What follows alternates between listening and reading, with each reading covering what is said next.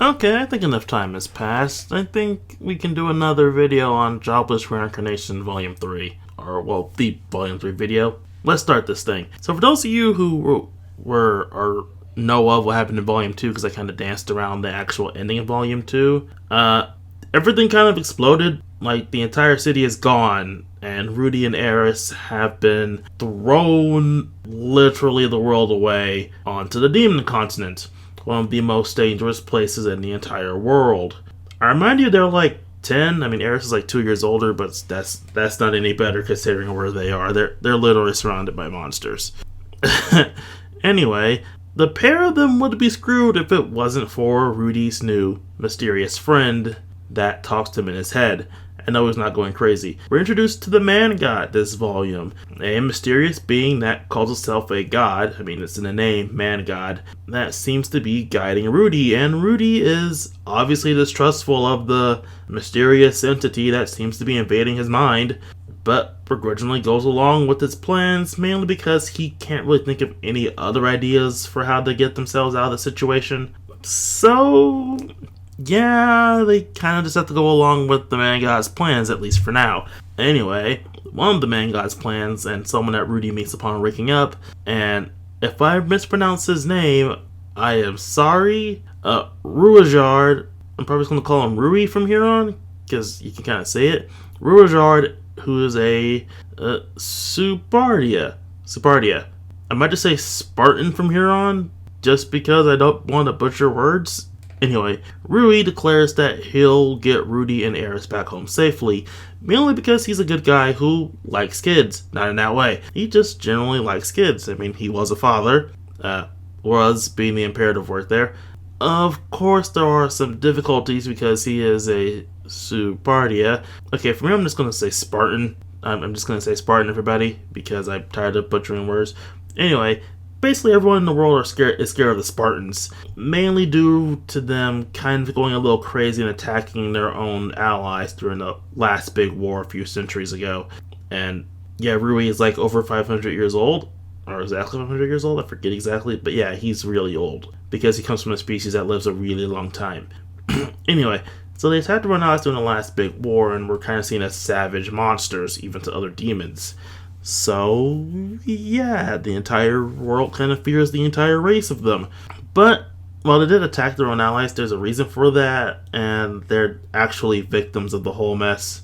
So he really wants to improve his race's, how the rest of the world views them, despite how much difficulty that is. Anyway, after getting their bearings, Rudy, Eris, and Rui basically form a little bit of a guild to basically make money as they travel along the way, just so they don't starve to death, because, you know, they need money for food and all that stuff. All the while, Rudy is thinking of ways to get Eris home safely as they travel across the Demon Continent. Well, I say they travel, but they spend most of the volume, I mean, they do travel from bits here and there, but they spend a lot of the volume basically doing guild jobs, as Rudy comes up with a way for them to raise their ranking quickly and earn them some money, as well as he tries to think of a way to help Rui's, the Spartan's reputation, while basically trying to come to an understanding of Rui as a person. And it's pretty cute to see them, grow closer in this sort of like allies and friends kind of way. And that's basically it. This is kind of like the official beginning, because it feels like the official beginning of the actual story. There's actual danger here. We're away from the standard slow start life stuff. As I said in the last video, volume 1 and 2 can easily be seen as a prologue to the story beginning here.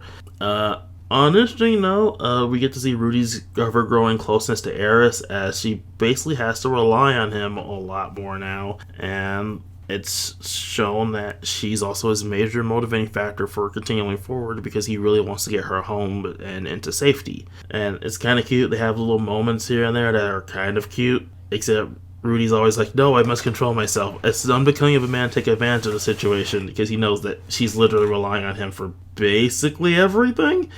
Because she doesn't speak the language, she doesn't really know money too well. All she really knows how to do is punch good. And she even needs to learn a bit more about punching good. Rui himself is a really fun addition to this dynamic.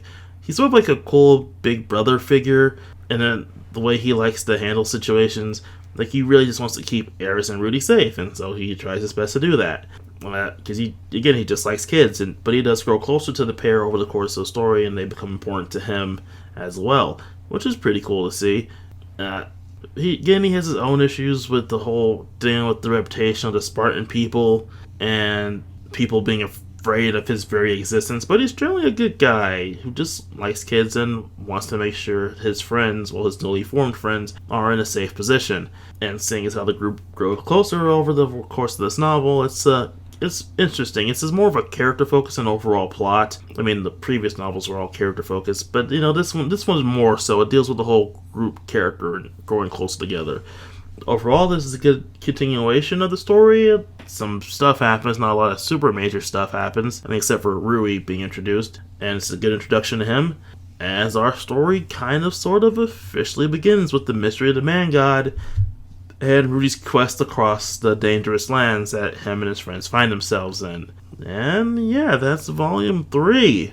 This is a very slow-going series, if you can't tell, but I kind of like it that way. It gives us more time to dive into Rudy's head and see all the characters around. This one, like I didn't mention volume 2, but this one also doesn't have the whole different perspective things. It mostly focuses on Rudy's story and Rudy's perspective on the situation. I mean, there is an extra story at the end that I won't say anything about because it's really important for stuff later on, but I'll just leave it at that. The final chapter, basically.